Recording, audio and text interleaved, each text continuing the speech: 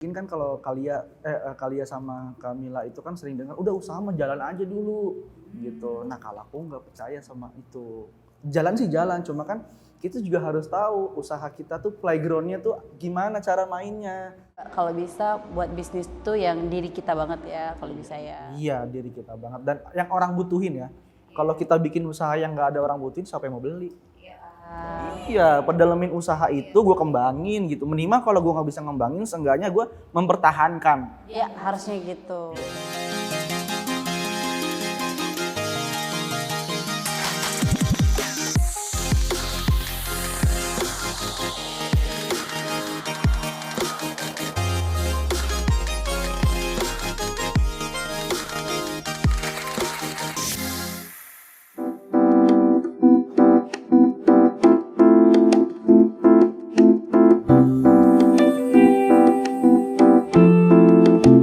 Halo teman-teman semuanya, aduh seneng banget kita bisa balik dikasih tahu lagi. Nah, kenalin aku Liana Piliang Dan aku Mila Ramadhani Nah, kita sekarang lagi di mana Kak Mila? di Lokakama nih Liana nih. Wah, Lokakama. Cimana di mana nih? Cinere. Lokasinya di Cinere, wajib kesini dan jangan lupa follow Instagramnya. Oh ya, Kak Mila, kita sekarang kedatangan tamu yang sangat spesial, sangat luar biasa dan sangat menginspirasi anak muda nih Kak Mila. Gen Z. Iya, tentunya Gen Z. Kita langsung kenalan aja. Halo Bang Reja. Aduh. Kok deg-degan? Oke, Bang Reja kenalan dulu dong. Dari mana asalnya? Salam kenal, aku Reza. Aku ditelepon jam 10:30. Lalu ikut ya podcast jam 11 ya? Iya. Iyain aja gitu ya. Iya. Padahal nggak pernah pengen ikut ini loh, karena bingung gitu apa yang mau dibahas juga dari aku, cuma untuk Kak Mila sama Kak Liana nggak Untuk apa-apa kasih lah. tahu ya. Iya. Terima kasih. Karena ini inspirasi untuk memotivasi teman-teman semua yang ada di rumah nih. Anak-anak Bang muda, Reja. Liana. Betul. Gitu. Bang Reja ini adalah salah satu pengusaha sukses juga. Amin. Owners. Owner. Kobul, bukan amin. Dan bisnisnya itu nggak cuma satu tapi banyak gitu. Boleh dong Bang Reja, bisnisnya apa aja? Bisnis sebenarnya aku pribadi bisnisnya itu bisnis murninya tuh di musik sebenarnya. Musik ya, tapi aku juga ada ngejalanin usaha orang tua. Apa tuh? Namanya DBD Powder, Depok Beverage Drink. Oh, DBD Powder nih. Baru tahu lo aku. Iya. Apa Depok? Beverage Drink. Berarti di Depok ya, Bang Di Depok, Reza ya? bener. Ruang lingkup itu Depok aja atau ini udah khusus Jabodetabek atau seluruh Indonesia? Alhamdulillah ini udah lingkupnya udah nasional. Wow. Iya, jadi DBD Powder ini supplier sekaligus produsen bubuk minuman untuk kafe, resto, hotel gitu, coffee shop gitu. Buat pengusaha kafe ya. Udah bisa kan langsung follow Instagram. Aduh, Nah ini tuh aku udah pernah nyobain juga dari DBD Powder, itu memang minumannya rasanya enak banget. Kemarin aku cobain yang coklat iya? Bang Reja, aduh rasanya itu manis, nggak pahit dan pas banget di lidah dan nggak enek banget ya rasanya, itu enak, Alhamdulillah. cocok gitu. Ada beverage ininya juga ya Bang Reza. Apa namanya? Konsultan atau apa ya? Spesialis. kalau menu iya. Jadi kalau misalkan klien-klien kita itu ada yang bingung mau bikin menu atau mau bingung nih, misalkan bubuk apa, mau bingung jadi apa gitu. Nah kita ada beverage spesialisnya gitu. Jadi menunya nanti kita bikinin cocok ke tangga, kita hitungin HPP-nya segala macem. Ini boleh tanya sedikit ya? Bisnis DBD Powder ini kalau sistemnya itu apakah reseller atau maksudnya franchise atau bagaimana Bang Reja? Kalau sekarang sistemnya masih kelola sendiri ya. Dulu sempat ada mitra, Ya. cuman kita rasa memang lebih baik untuk dijalanin sendiri gitu. Jadi kita nggak buka franchise, nggak buka, lebih ke sendiri sih sekarang. Kira-kira nih Bang Reja, kalau untuk sekarang mitra-mitra dari kafe-kafenya tuh udah seberapa banyak? Iya. Berapa banyak ya? Berapa banyak ya? Supply ke kafe-kafe di Indonesia kan? Atau masih iya. lingkup Jabodetabek? Nggak cuma kafe sih, kadang franchise juga ada. iya. Iya, yang penting sih ya lingkupnya berhubungan sama minuman. Minuman ya. Iya. Kayak kemarin Jeng Cetar bukan Bang Reza? Iya, tuh dia ini loh kemarin loh. Iya, tiba-tiba datang. Soalnya yang Iya. minuman itu coklat itu dicampur sama cinnamon. Oh Jadi iya. enak. Enak. Enak. Iya. enak. Iya, kemarin dia datang ke Lemon tea-nya tuh kantor. nggak Aku keluar. harus nyoba. Tapi nih ya Kak Mila, sebenarnya kan banyak nih pasti yang punya bisnis bubuk minuman gitu. Bagaimana cara DBD Powder ini bisa bertahan? Pasti harus punya inovasi-inovasi. Punya Nah, strategi. Iya, strateginya itu apa sih yang membuat DBD ini selalu bisa menjadi yang terbaik dari yang lainnya itu? Amin, terbaik. Kalau dari DBD sendiri sih sebenarnya kalau bubuk minuman itu kan kita bisa beli dimanapun ya. Iya, betul. Yang namanya bisnis kan kadang kita harus cari sesuatu yang beda kayak gitu. Jadi nggak misalkan yang jual minuman, semua orang jual minuman, pinggir jalan juga jual minuman. banyak Cuma ya. gimana caranya supaya orang tertarik buat ke minuman kita kayak gitu. Nah, salah satunya kalau yang DBD Powder lakuin itu kita riset dulu kebutuhan orang tuh apa gitu. Nggak cuma kita sekedar jual bubuk, ada orang usaha tapi kita nggak tahu dia butuhnya apa gitu. Brandingnya juga kayaknya kuat ya Bang Reza. Iya. Karena memang kalau bubuk minuman ini ya, karena dulu kan aku punya kedai juga gitu kan. Itu banyak juga yang jual tapi ya nggak ada merek, nggak ada branding seperti itu kan Bang Reza ya. Iya, sebenarnya kalau kita usaha tuh menurutku tuh branding tuh penting banget Kak. Lihat, karena kalau usaha nggak ada branding itu ibarat katanya tuh kita tuh cuma sekedar orang beli udah cukup gitu. Berdagang lah ya, Iya, jual beli, betul. hanya jual beli tapi bukan berbisnis Iya. gitu ya. Nah, aku tuh salah satu orang yang istilahnya tuh strike banget sama branding gitu. Tapi ini Bang Reja masih muda banget sebenarnya, dan selain bisnis DBD Powder yang udah ternama ini, dia punya bisnis musik ya. Iya. Nah, musik ini, aduh ini tuh keren banget karena yang bergabung dengan Bang Reja itu bukan orang yang sembarangan juga. Itu ceritain dong Bang Reza, itu Ini apa gimana? ya? Karena ya Bang Reja sekarang itu yang umuran kita ini Gen Z. Ini kita Gen Z, aku sama Bang Reja Gen Z. Bukan ya? Ganti juga lah. Alpha kayaknya. Jangan. Nah, aku dan Bang Reja ini kan Gen Z nih. Jadi Bang Reja, nggak semua orang itu pengen menjadi pengusaha kan. Pasti ada yang pengen jadi di angkatan dinas gitu. Nah, kenapa Bang Reja memilih untuk menjadi pembisnis? Apalagi sekarang salah satu bisnisnya itu di bidang musik.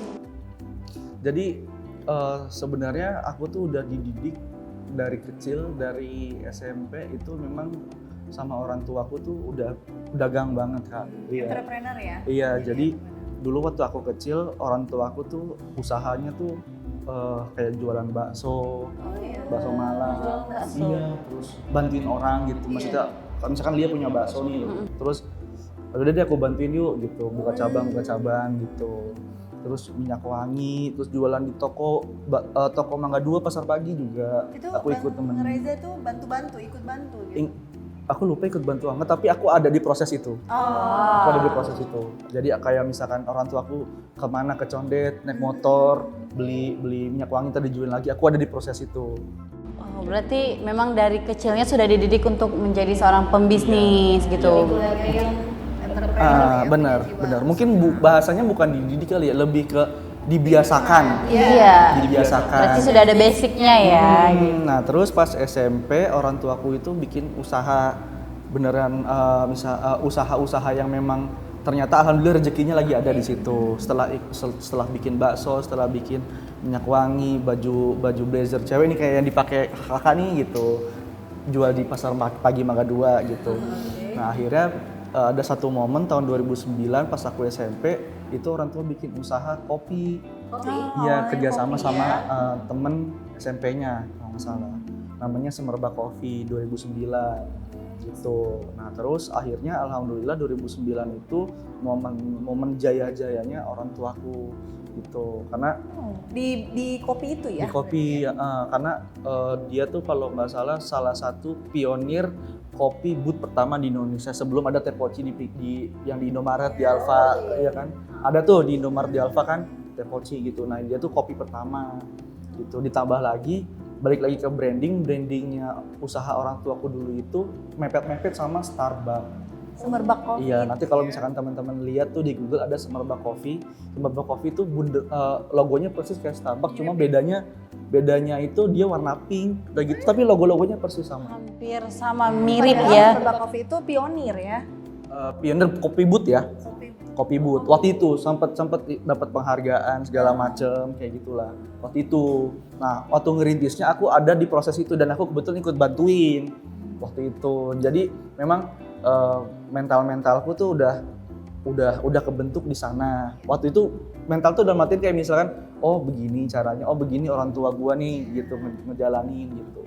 Nah, akhirnya setelah 2011 2013 pecah, istilahnya udah nggak jodoh sama partnernya. Nah, orang tuaku ini tuh udah invest segala macem mesin segala macem. Nah, akhirnya karena waktu itu demand bubble apa ya? Bubble itu ya bahasanya. Oh, iya. Apa sih namanya? Minuman yang pakai Cappuccino cincau deh, cappuccino. Oh, cincau. capcin. Capcin. Iya, Iya. capcin. Itu kan kalau franchise itu kan beli satu cup ini udah sama bahan bakunya segala macem kan, Sama sepaket. ininya lah ya, sepaket sama bootnya. Nah, Ya, kalau capcin lah ya. capcin. Nah, kalau misalkan waktu itu tuh demand-nya tuh bisa gak sih beli bahan bakunya aja gitu. Beli merek sendiri, bikin merek sendiri. Akhirnya mungkin orang tua aku itu ngelihat opportunity, lihat kesempatan, akhirnya mesin itu diberdayakan buat bikin bahan baku. Nah, kebetulan 2013 itu aku baru lulus SMA. Nah, pas lulus SMA kan pikiranku kan masih polos banget waktu itu, nggak kepikiran mau usaha gitu kan. Ya, masih anak muda banget. Pengennya nongkrong gitu. Jalan-jalan ya. Bener. Nongkrong di Sevel waktu itu. Sevel. Sevel. Sama dong, Iya. walaupun beda gen. Anak Aceh nggak tahu, sorry. Aduh. Nah, terus habis gitu 2013 itu aku lulus langsung diterjunin ke usaha yang brand dulu namanya bukan DPD Pondok, dulu namanya Omaro. Maro. 2013 ya. 2013. Nah, itu aku diterjunin mungkin kalau misalkan orang-orang sekarang tuh orang tua ngejunin anak langsung jadi direktur, langsung jadi apa gitu. Kalau aku diterjunin bener-bener langsung dari produksi pabrik. Gitu. Jadi aku yang iniin dari pabrik, bener-bener pabrik, kayak misalkan ngeformulain, terus ngaduk-ngaduk bubuk. Jadi paham. Dari awal ya, Iya, dari basicnya dulu ya. Nggak langsung jadi set sekarang gitu. Enggak, kalau sekarang mah enak banget. Itu jadi cawapres. Singgung nih. Oke. Ada dua. Aduh. Nah, terus abis gitu setelah dari pabrik kan udah tahu tuh prosesnya kan kayak gimana. Karena aku pikir waktu itu aku digaji juga sebagai karyawan gitu. Digaji sebagai karyawan. Kalau telat absen dipotong segala macem gitu. Terus habis gitu udah tahu prosesnya gimana, naiklah ke gudang. Oh, Jadi jadi aku ada making, stepnya ya Kak. berarti Aku ya. Nggak making. langsung dipucuk pimpin Nggak langsung. gitu ya. Jadi making, terus masukin barang, angkat barang kayak gitu-gitu dulu. Gitu. Terus habis gitu, ya walaupun aku di posisi itu tetap aja ya namanya teman-teman di kantor kan mikirnya aku anak Owner ya, gitu.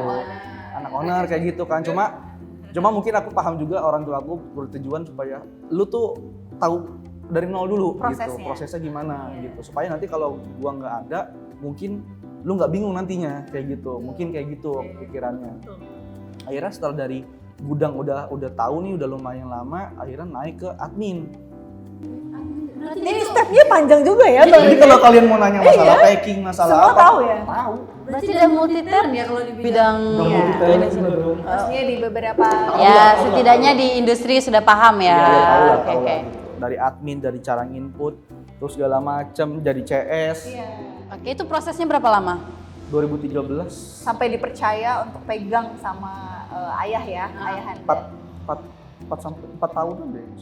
Sampai bisa dipuncak itu 4 tahunan. Juga puncaknya juga baru setahun 2 tahun ini.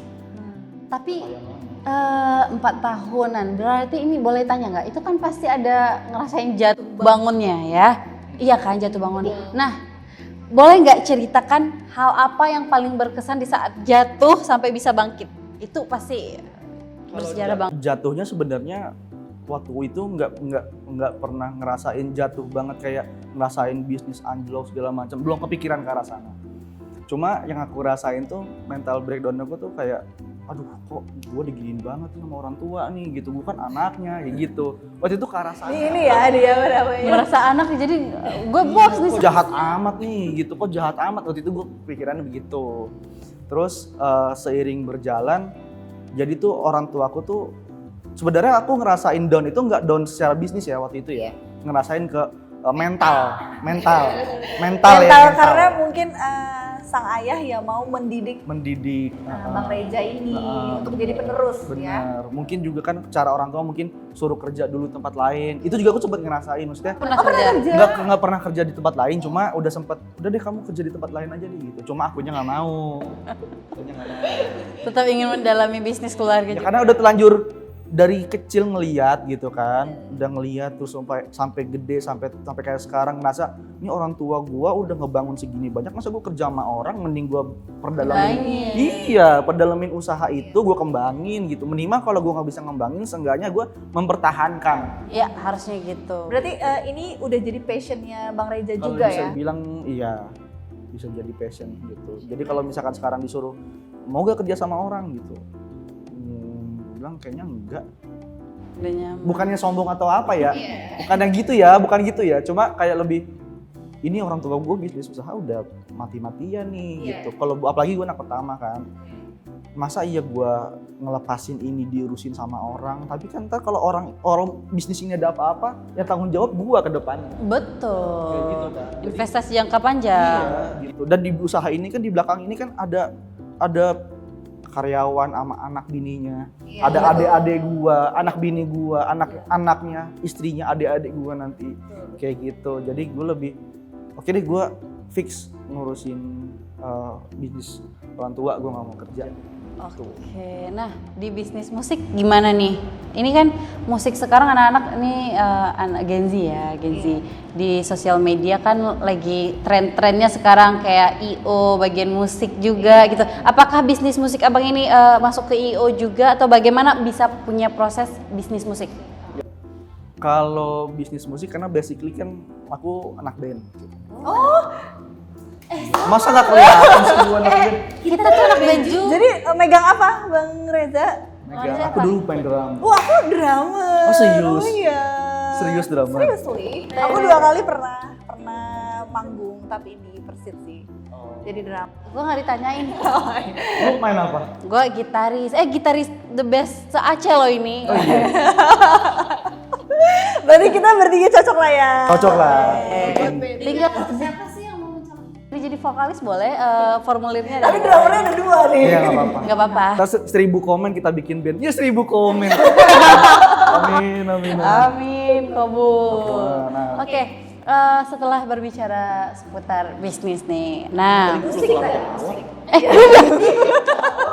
sorry, silakan. Ya, musik. Awalnya kan tadi Bang Reza hobi ya. Sabar ya. Iya. Jadi kan awalnya gue anak band nih. Ya, siap.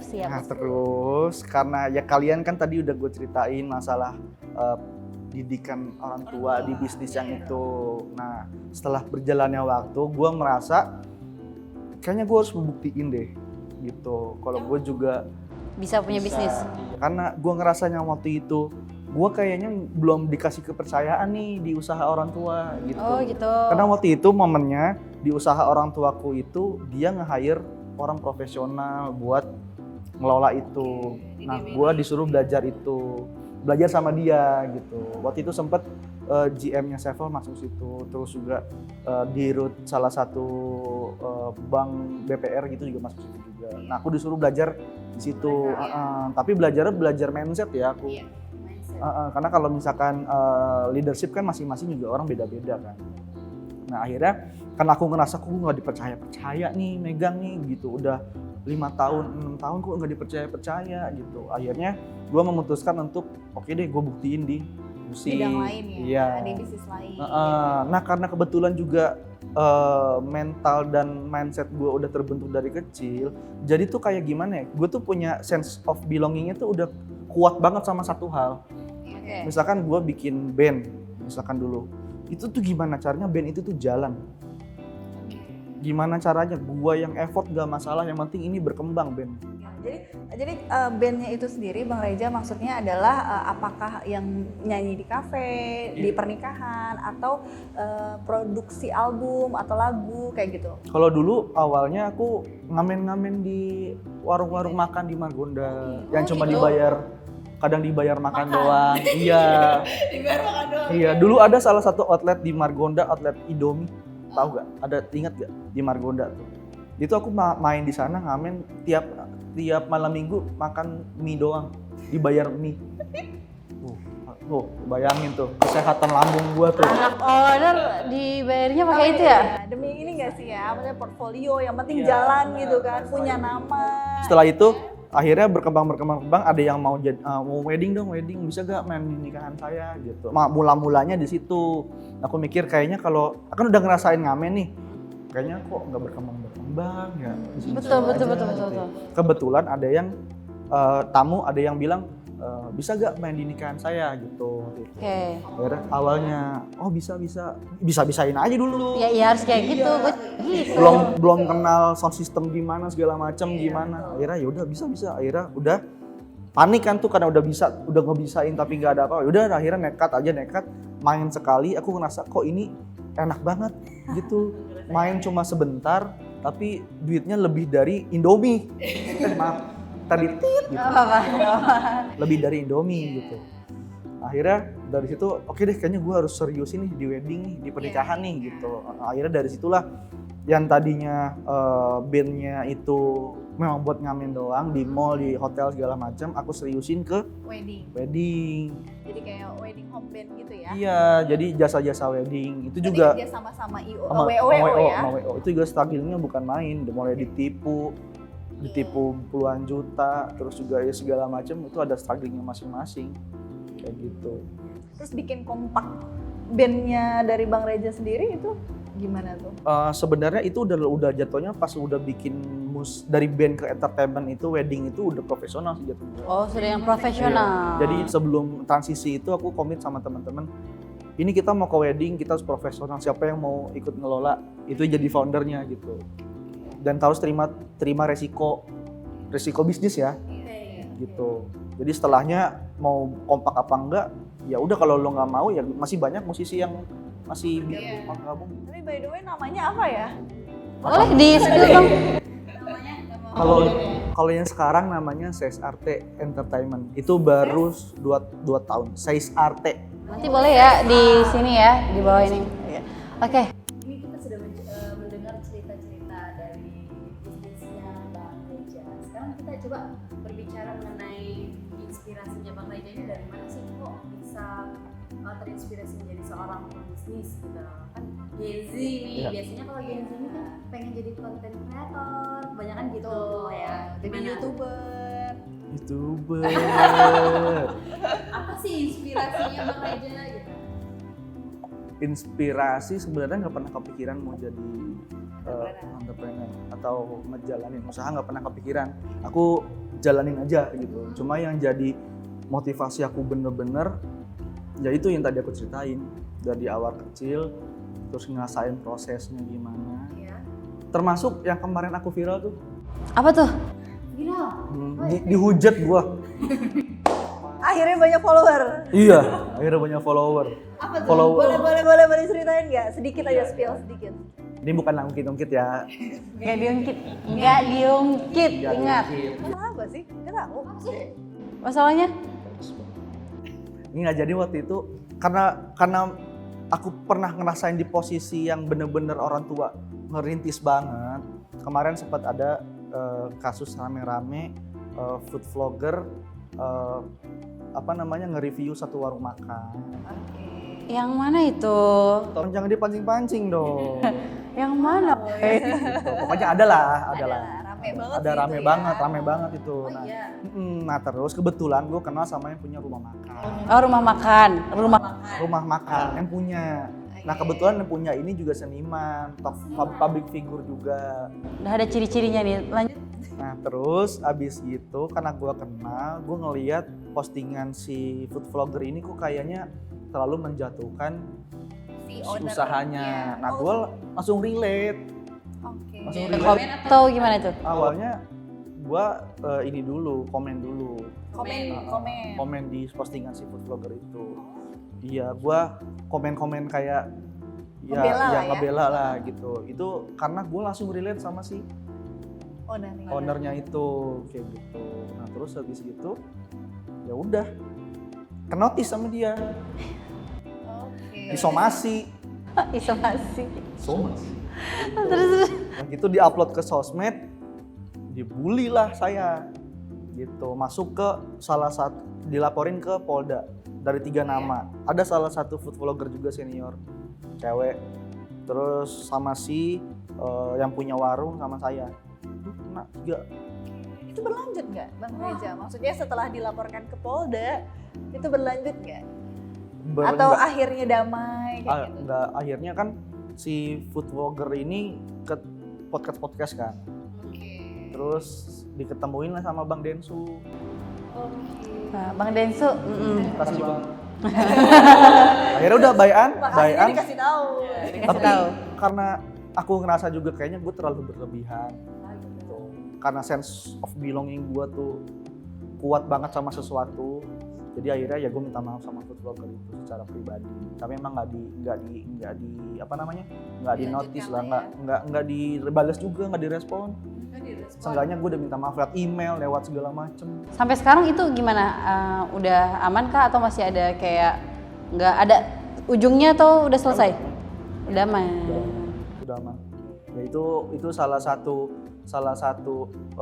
apa sih? Bukan inspirasi tapi motivasi gue tuh segitunya sama Orang sekitar ya. kenapa gue bisa jadi nggak mau kerja sama orang, mau jadi entrepreneur aja gitu. Lebih ke motivasi sebenarnya, bukan inspirasi. Luar biasa ya, sangat menginspirasi loh Bang Reja ini.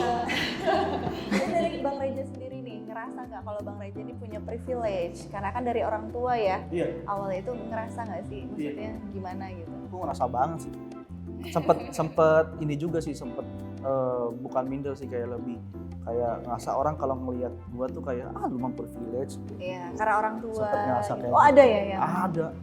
Ada banget Kak, ada banget dia. Berarti ada yang singgung gitu. Banyak. Lu mah kalau bukan karena orang tua lu juga lu nggak mungkin begitu gitu. Cuma balik lagi, walaupun kita punya privilege juga kan gimana kita ngolahnya. Betul banget. Iya. Karena banyak orang yang dikasih kepercayaan tapi udah berhenti di situ. Iya kan? Iya. Gimana kita ngolah supaya privilege itu berguna buat kita, buat orang tua kita juga. Kayak gitu. Siapa tahu kan sekarang misalkan udah jadi kayak sekarang nih. Udah istilahnya udah dipercaya megang. Siapa tahu abis ini jadi wali kota, dari capres.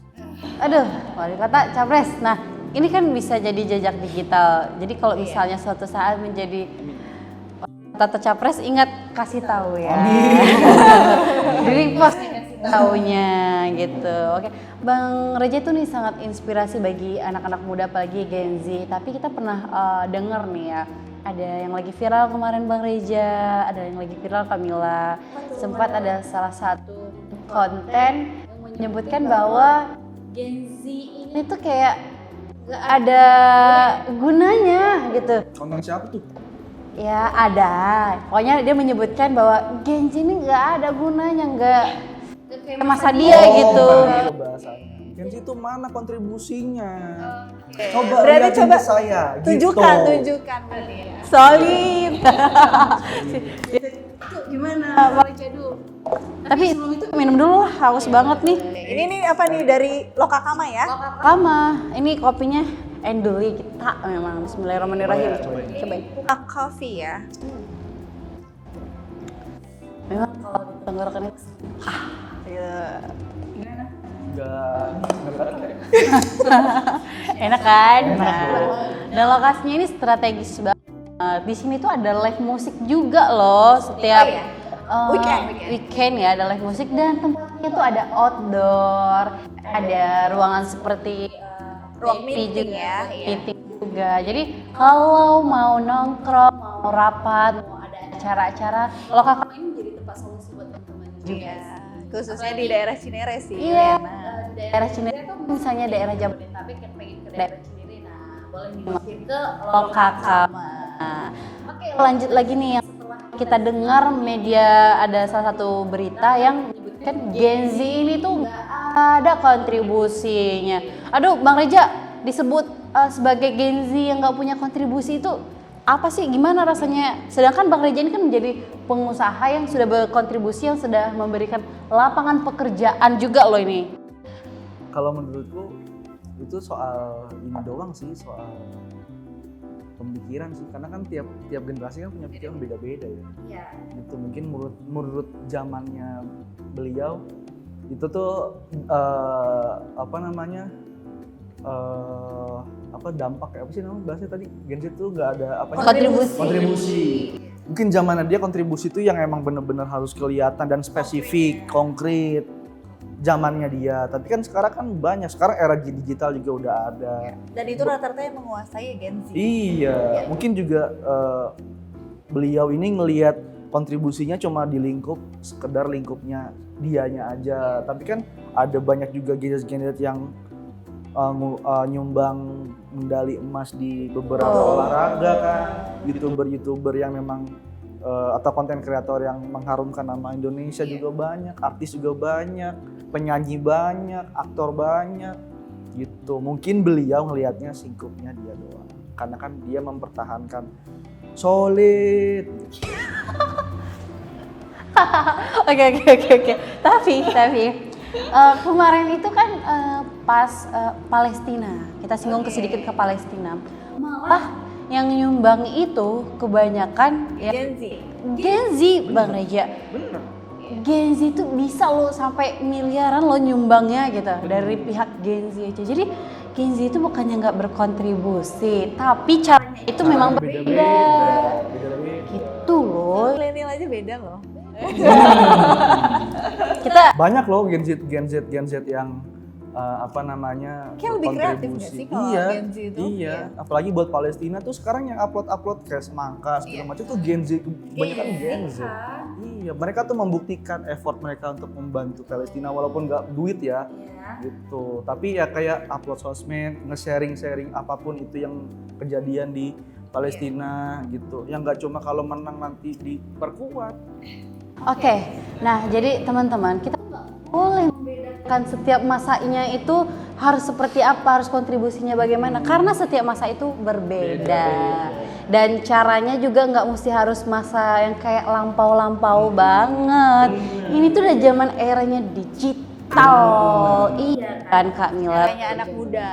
Anak muda tuh kayak gini, kayak kita nih podcast ngomong menginspirasi teman-teman yang ada di rumah. Padahal kita nggak ketemu nih sama teman-teman yang di rumah, tapi kita menginspirasi Teman-teman dan di rumah bermanfaat. tahu juga di teman-teman di rumah, maksudnya dari podcast ini apa yang bisa diambil. Itu kan salah satu kontribusi juga. Iya, dan kita yang awalnya nggak kenal sama Bang Reja, karena kontribusinya Bang Reja dalam dunia bisnis sehingga kita tahu bisnisnya Bang Reja, kita kenalan lah sama ownernya. Dan ya itu karena kontribusinya Bang Reja dalam dunia bisnis ya. Nah, memberikan lapangan pekerjaan juga kan, itu termasuk kontribusi. Masih muda banget loh Bang Reza. Aku masih 18 tahun.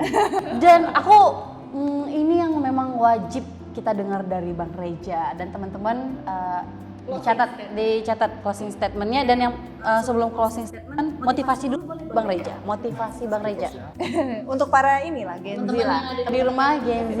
Oke, motivasinya, aduh penasaran banget nih gue, pengen dengar apa tuh? Apa ya? Paling lebih ke bisnis aja kali ya. Oke, boleh. Karena kan kebetulan aku suka banget, lagi suka banget branding itu, lagi suka nge-brand, iya. Boleh 50. Dia nggak tahu yang 5, dia nggak tahu yang viral berarti nggak Gen Z. Aku juga nggak banget. tahu loh. Duh, gue dong yang Kita nggak tahu ya Emang Bang lu Gen Reza Z ya. ya? Gen Z weh. Bukan Bang Reza. Gue milenial, Pak. Aku milenial. Iya, gue 95. Oh, gue Gen Z. Lu Gen Z. Makanya kita nggak relate. Boleh 50 dulu. Oke, lanjut. Nggak ngerti ya. Tahu kan boleh 50 apa? No, kamera Itu juga milenial. milenial ya?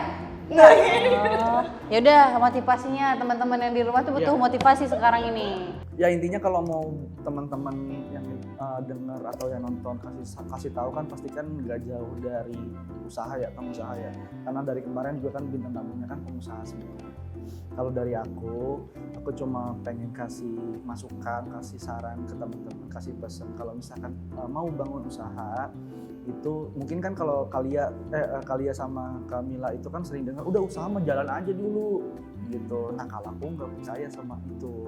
Jalan sih jalan, cuma kan kita juga harus tahu usaha kita tuh playgroundnya tuh gimana cara mainnya gitu. Maksudnya di yang tempat kita pengen main tuh cara mainnya gimana. Takutnya kan nanti kita main jalan-jalan aja tiba-tiba nggak tahu cara mainnya gimana, kita kayak orang hilang. Gitu. Dan kita juga harus tahu apa yang kita jual, apa yang kita tawarin, apa yang kita bisa kasih solusi ke audiens atau target pasar kita, target konsumen kita gitu. Ya termasuk kayak brandingnya harus kita siapin, marketingnya harus kita siapin, iya, sellingnya juga harus kita siapin, kayak gitu-gitu. Itu juga sebenarnya simple, cuma kalau itu disiapin baru jalan itu lebih bagus karena lebih terstruktur daripada yang ketimbang jalan aja dulu, kita pasti jalan bingung deh mau ngapain. Berarti bisnis plan-nya itu harus matang ya? Harus mateng, minimal kalau misalkan gak matang-matang amat bisa sambil jalan, seenggaknya udah ada blueprint-nya, udah ada dasarnya, ada bisnis canvas-nya. Iya, mau marketnya kemana, umurnya berapa, terus produk kalian mau dianggapnya kayak gimana, kayak gitu-gitulah. Itu pesan aku, jadi jangan kalau mau usaha tuh jangan udahlah ini lagi tren ini jualan ini gitu. Tren ini jualan ini. Ya. Iya, habis itu tren selesai ya bisnisnya selesai. Capek sendiri. Capek, udah ngebangunnya susah, mempertahankannya juga susah. Ya mending ya coba kalau bisa buat bisnis tuh yang diri kita banget ya, kalau bisa ya. Iya, diri kita banget. Dan yang orang butuhin ya. Kalau kita bikin usaha yang nggak ada orang butuhin, siapa yang mau beli? Ya, berarti closing statement-nya belum? closing statement. Itu motivasi. Itu kan Closing statement. Closing statement tuh yang kayak gimana Satu sih? kalimat. Satu kalimat yang nyentuh banget. Aduh kayak Apa sih? Contoh, coba contoh. contoh teman-teman yang di rumah, jangan pernah merasa ragu untuk maju selangkah lebih baik. Nah, itu Pokoknya, contoh. Ya itulah. Itu Closing statement. Gua ada nih. Apa? Keluarkan senjatamu. Huhuy. Kalau bisa membantu banyak orang, bantulah. Tapi kalau nggak bisa bantu banyak orang, bantulah beberapa orang. Tapi kalau nggak bisa bantu beberapa orang juga, bantulah seseorang. Tapi kalau nggak bisa bantu seseorang juga, minimal jangan nyusahin orang. Tahu itu kata-kata siapa? Kata-kata siapa?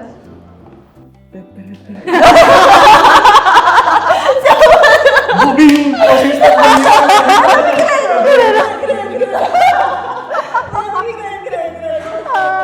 Berarti ya kita jangan nyusahin orang. Kalau nggak mau bantu ya. Iya, dan jangan baper juga. Jangan baper loh gitu. Oke, mantap sekali. Hari ini aku senang banget dan Kamila juga sama Kamila ya, kita senang banget dihadirkan Bang Reja yang pengusaha yang sukses, energik gitu. Pokoknya kita hari ini senang banget bisa sharing-sharing ya, dapat ilmu banyak kan teman-teman, banyak kan dapat ilmu. Makanya sering-sering nonton. Kasih tahu. Kalau nggak nonton kasih tahu, minimal share, komen, like, bantulah kita.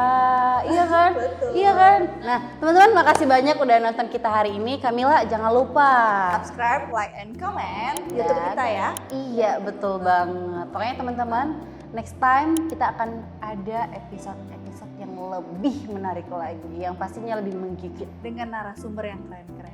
Ya, thank you semuanya. Thank you Bang Reja. Thank you Bang Reja. Bye-bye.